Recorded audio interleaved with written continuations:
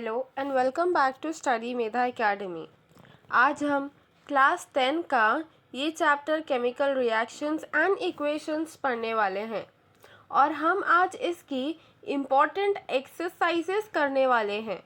तो इसीलिए इस वीडियो को आप ध्यान से देखना और एंड तक के देखना। तो चलिए स्टार्ट करते हैं।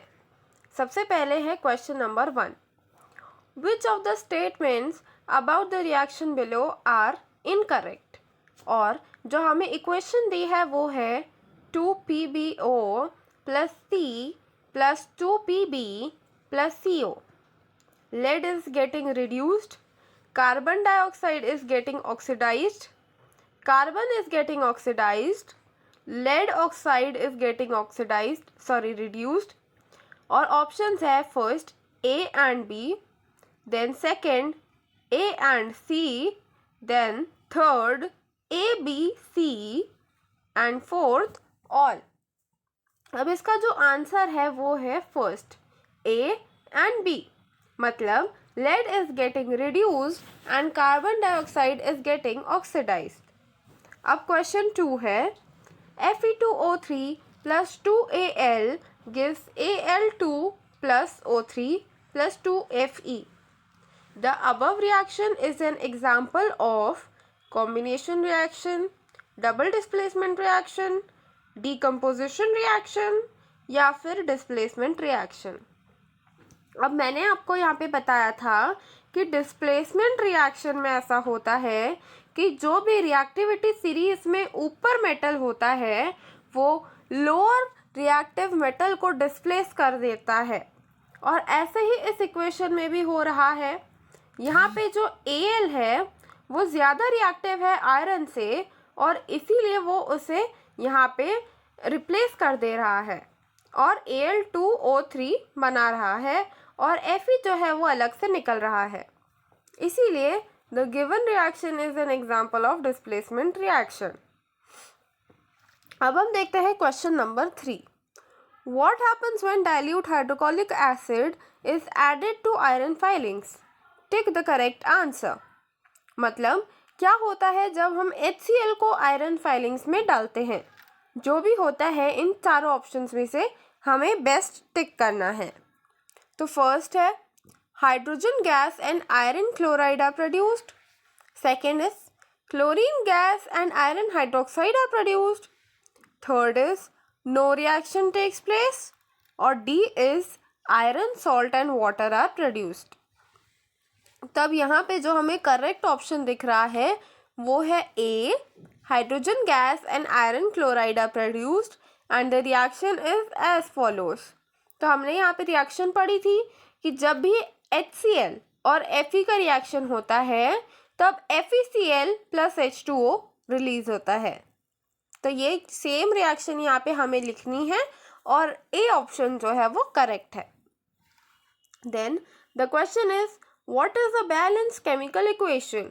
Why should chemical equations be balanced? A reaction which has an equal number of atoms of all the elements on both hands of side of the chemical equation is called as balanced chemical equation. The law of conservation of mass states that mass can either be created nor be destroyed. Hence, in a chemical reaction, the total mass of reactants should be equal to the total mass of the products. It means that the total number of atoms of each element should be equal on both the hands of sides of chemical equation. Hence, it is for the reason that chemical equations should be balanced. मतलब जब भी एक chemical reaction होती है तब according to law of conservation of mass को हम ना तो बना सकते हैं ना ही हम उसे डिस्ट्रॉय कर सकते हैं जैसा कि यहाँ पे लिखा है। और इसीलिए केमिकल रिएक्शन में हमेशा जो भी जितने भी नंबर ऑफ मॉलिक्यूल्स रहते हैं प्रोडक्ट से साइड पे उतने ही नंबर ऑफ मॉलिक्यूल्स होता है या टोटल मास होता है रिएक्टेंट के साइड पे। Now we come to question number 5। Translate the following statements into chemical equations and then balance them. First is hydrogen gas combines with nitrogen to form ammonia. Then Hydrogen sulfide gas burns in air to give water and sulfur dioxide. C है barium chloride reacts with aluminium sulfate to give aluminium chloride and the precipitate of barium sulfate. और last है D, potassium metal reacts with water to give potassium hydroxide and hydrogen gas. तब इन सारी equations के हमें word problems के लिए equations form करनी है, तो इसीलिए यहाँ पे ये सारी जो इक्वेशंस है वो हमें फॉर्म करने के लिए क्वेश्चन में पूछा गया था। तो यहाँ पे जैसे कि लिखा हुआ है 3H2 plus N2 is equals to 2NH3.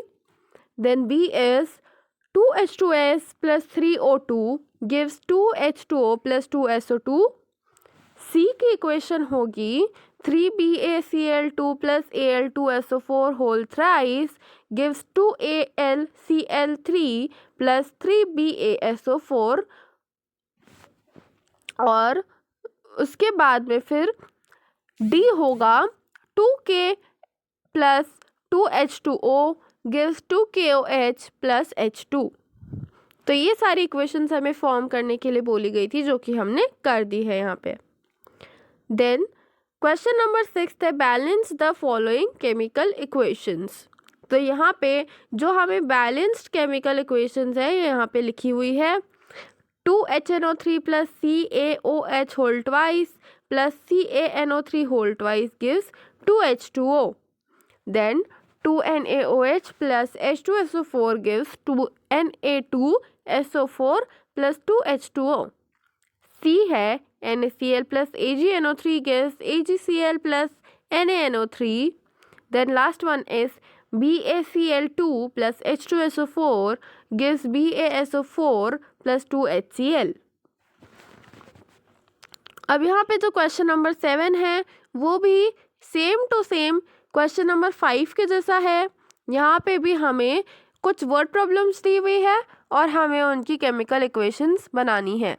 तो आई होप ये केमिकल इक्वेशंस बहुत इजी है, ये आपको आती ही होंगी और ये यहाँ पे लिखी भी हुई है स्क्रीन पे। अगर आपको इसे नोट करना है तो आप एक बार स्क्रीन पॉज करके नोट कर सकते हैं। देन क्वेश्चन नंबर 8 भी एज इट इज़ है, बस इसमें हमें ये भी लिखना है कि कौन से टाइप की रिएक्शन साथ में हो रही है।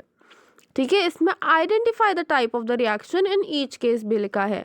तो हमें जैसे यहाँ पे दिखा है ए वाली जो रिएक्शन है this is double displacement reaction, तो यहाँ पे हमने आइडेंटिफाई किया है कि this one is double displacement reaction.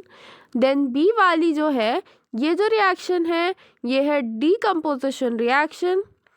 सी वाली जो रिएक्शन है that is combination reaction and last वाली जो इक्वेशन है दैट इज डिस्प्लेसमेंट रिएक्शन।